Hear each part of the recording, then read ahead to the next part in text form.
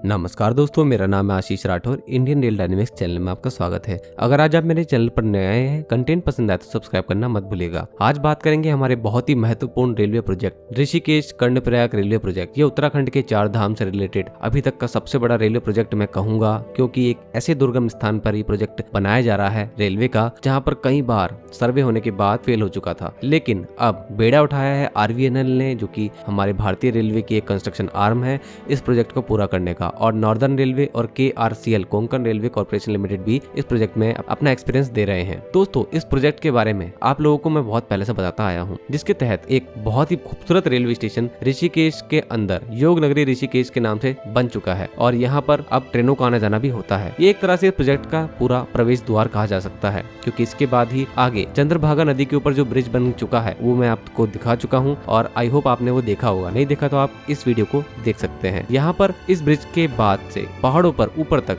लगातार काम चल रहा है। इसमें ऋषिकेश से लेकर कर्णप्रयाग तक जो रेलवे लाइन जाएगी, ये हमारे उत्तराखंड के 4 धाम का एक फेज 1 मान सकते हैं। उसके बाद हमारा यमुनोत्री और गंगोत्री को जोड़ने का प्रोजेक्ट अलग है, उस पर अभी काम चालू नहीं हुआ है। इस प्रोजेक्ट के अंदर 125 किलोमीटर की रेलवे लाइन बिछाई जा रही है। ये एक single line electrified railway line होने वाली है। की अपडेट 2023 की शुरुआत, टोटल टनलिंग का वर्क 83 किलोमीटर का हो पाया था। ओवरऑल प्रोग्रेस उस टाइम पे 33%। टनल का जो ब्रेक थ्रू हुआ था वो सिर्फ 2 ही टनल का हो पाया था और 3 ROB ब्रिजेस बन पाए थे और 2 रेलवे इंपॉर्टेंट ब्रिजेस बन चुके थे। उसके बाद जुलाई 2023 में 41% ओवरऑल प्रोग्रेस हो चुकी थी। उसके बाद टनलिंग का वर्क जो हुआ था उसमें लगभग 7 टनल्स का ब्रेक थ्रू हो पाया था और 3 इंपॉर्टेंट रेलवे ब्रिज बन पाए थे और 3 ROB बन चुके थे। तो ये अभी तक का अपडेट था जुलाई 2023 का। अब मैं आपको बताता हूँ बहुत ही जरूरी काम जो अब हुए हैं। देखिए, इस प्रोजेक्ट में 104 किलोमीटर का तो टनल का काम ही होना है, मतलब कि 90% के आसपास आप समझ सकते हैं कि टनल का ही यहाँ पर एरिया होने वाला है। ये 104 किलोमीटर का जो टनल का काम है, ये 17 टनल को बनाने के बाद पूरा होगा। इसके अंदर 12 एस्केप टनल, जिसको हम आपातकाल में यूज करेंगे,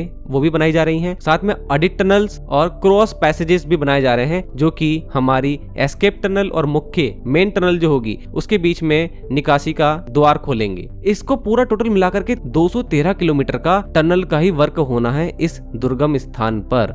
तो आप समझ सकते हैं क्यों मैंने इसको सबसे इम्पोर्टेंट और सबसे मुश्किल रेलवे प्रोजेक्ट कहा था। अभी बीते 27 सितंबर को एक बहुत ही ऐतिहासिक काम इस प्रोजेक्ट में हुआ है। उसको जानने से पहले आपको बता देता हूँ करंट का अपडेट। अभी तक मैंने आपको जुलाई का अपडेट बताया और उससे पहले इस साल की शुरुआत जनवरी का अपडेट बताया। अब करंट अपडेट है दोस्तों, 60% काम इस प्रोजेक्ट का हो चुका है। जी हाँ दोस्तों, बहुत ही अच्छी तरीके से काम चल रहा है। इसके साथ में ही एक ऐतिहासिक काम 27 सितंबर को हुआ है, जिसमें इस प्रोजेक्ट की 8वीं टनल का ब्रेक थ्रू हो गया, आर पार हो गई। और ये एक मैं ऐतिहासिक काम क्यों बता रहा हूँ, क्योंकि ये टनल इस प्रोजेक्ट की एक अनोखी टनल होने वाली है और टनल की तरह सेम नहीं होने वाली। चलिए जानते हैं क्या हुआ है। ये 8th टनल जो है, इसकी जो लोकेशन है टिहरी जनपद में पौड़ी नाला से ये सुरंग शुरू होती है और देवप्रयाग के सौड़ तक ये टनल जाएगी। ये टनल 1.255 किलोमीटर 1255 मीटर की टनल होने जा रही है। इसका काम 7 मार्च 2022 को शुरू हुआ था और अब जाकर के ये ब्रेक थ्रू हुई है 1 साल के अंदर। इस टनल की खास बात आप जानते हैं। देखिए, ये टनल दूसरों से अलग इसलिए है क्योंकि इस टनल का एक भाग जो सौड़ रेलवे स्टेशन बनेगा, जहाँ पर ये सौड़ जो है देवप्रयाग में पड़ता है, यहाँ पर जो एक भाग होने वाला टनल का, इसके अंदर ही रेलवे स्टेशन आने वाला है। ऐसा क्यों? क्योंकि सौड़ रेलवे स्टेशन को बनाए जाने के लिए पर्याप्त जगह नहीं थी टनल के बाहर निकलने के बाद, इसलिए स्टेशन का काफी हिस्सा टनल के अंदर भी रहने वाला है। अब यहाँ पर ये किस तरीके से होगा ये भी जान लीजिए। इस टनल का अगर पूरा लेंथ माने 1255 अगर मीटर है, तो उसमें 193 मीटर 193 मीटर जो टनल होगी उसका डायामीटर 13.5 मीटर होगा और 122 मीटर की जो टनल होगी अंदर, उसका डायामीटर 23 मीटर होगा। इतना ज्यादा डायामीटर क्यों होगा? क्योंकि दोस्तों, जब स्टेशन का कुछ भाग जो कि 122 मीटर के अंदर अंदर रहने वाला है, इस टनल के अंदर बताया जा रहा है, उस स्टेशन के लिए 2 लाइन प्रोवाइड की जाएंगी सुरंग के अंदर अंदर ही। तो ऐसे में एक सिंगल लाइन के लिए जितना एरिया चाहिए होता है, उससे कहीं ज्यादा डबल लाइन के लिए चाहिए होता है, तो इसलिए डायमीटर ज्यादा बढ़ गया। और जो 193 मीटर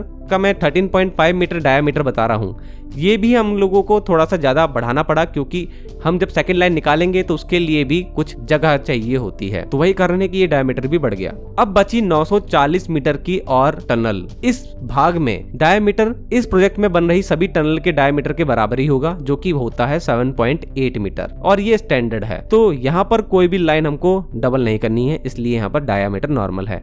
लेकिन ये इतना दुर्गम स्थान है, यहाँ पर ज्यादा डायमीटर की टनल खोदना एक बहुत ही मुश्किल काम था, और आरवीएनएल के इंजीनियर्स ने और सभी इंजीनियर्स जो कि दूसरी कंपनियों के यहाँ पर काम कर रहे हैं, उनके लिए भी बहुत ज्यादा मुश्किल काम रहा। तो ऐसे में इस टनल का ब्रेक थ्रू होने पर सभी इंजीनियर्स ने आपस में फोटो खिंचवाई और तिरंगा लहराया इस टनल के अंदर, और अब सभी का जज्बा देख करके लगता है कि जैसे कि वो लोग देश के लिए बहुत ज़्यादा खुश हैं ये काम करते हुए, क्योंकि ये काम उनका हमेशा याद रखा जाएगा जब ये प्रोजेक्ट बनकर तैयार हो जाएगा। उत्तराखंड वासियों का एक सपनों का रेल प्रोजेक्ट भी है ये। आखिर यहाँ पर रेल पहुँचना कोई आसान काम तो नहीं था। तो दोस्तों, आप लोगों का क्या कहना है इस प्रोजेक्ट के बारे में? एक खास बात और आपको बताना चाहूंगा इस प्रोजेक्ट की। पिछले साल अगस्त के महीने में ही एक बहुत ही महत्वपूर्ण मशीन, जिसको हम टीबीएम शक्ति कहते हैं, टनल बोरिंग मशीन, यह इस प्रोजेक्ट में लाई गई स्पेशली एक ऐसी सुरंग को बनाने के लिए जो कि एक इतिहास रच देगी जब ये बन जाएगी। ये देश की सबसे लॉन्गेस्ट इलेक्ट्रीफाइड रेलवे टनल बन जाएगी, जिसका लेंथ होने वाली है 14,570 मीटर, मतलब कि 14.57 किलोमीटर की ये टनल होगी, और ये टनल इसी मशीन के द्वारा खोदी जा रही है। तो इस टनल के ऊपर अभी भी काम जारी है। तो इतने सारे इंजीनियरिंग मार्वल इस प्रोजेक्ट में है, और जैसे कि यूएसबीआरएल प्रोजेक्ट भी चल रहा है जम्मू कश्मीर में, उसके अंदर भी काफी ज्यादा इंजीनियरिंग मार्वल्स रहे हैं। तो इस तरीके से हमारी भारतीय रेलवे की इंजीनियरिंग आगे बढ़ रही है। दोस्तों, ऐसी ही कुछ update Rishikesh Karnaprayag railway project को लेकर के मैं भविष्य में भी लाता रहूंगा। यही कारण है आप लोगों को सिर्फ एक काम करना है, चैनल के साथ कनेक्ट रहना है, और इसके लिए आपको सिर्फ सब्सक्राइब करना है चैनल को। इसलिए सब्सक्राइब जरूर करिएगा और अपने दोस्तों के साथ शेयर करना मत भूलिएगा। आज के लिए इतना ही। वंदे मातरम, भारत माता की जय। ऋषिकेश और कर्णप्रयाग को रेल से भी जोड़ने का प्रयास हो रहा है। अभी मुख्यमंत्री जी कहते थे पहाड़ के लोगों को तो रेल देखना भी दुष्कर होता है, अब रेल पहुंच रही है।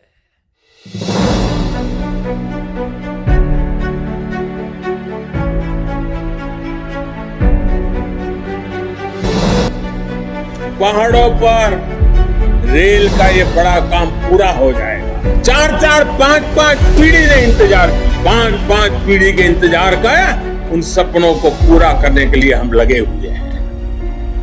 कि उत्तराखंड के अंदर रेल कनेक्टिविटी के क्षेत्र में एक बहुत बड़ा काम हो रहा है।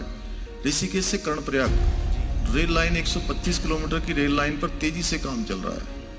लगातार टनल बनाई जा रही है, लगातार बीच से जो है रेल जाने का रास्ता बनाया जा रहा है, और आने वाले मैं समझता हूँ 2024-25 तक वो काम पूरा हो जाएगा।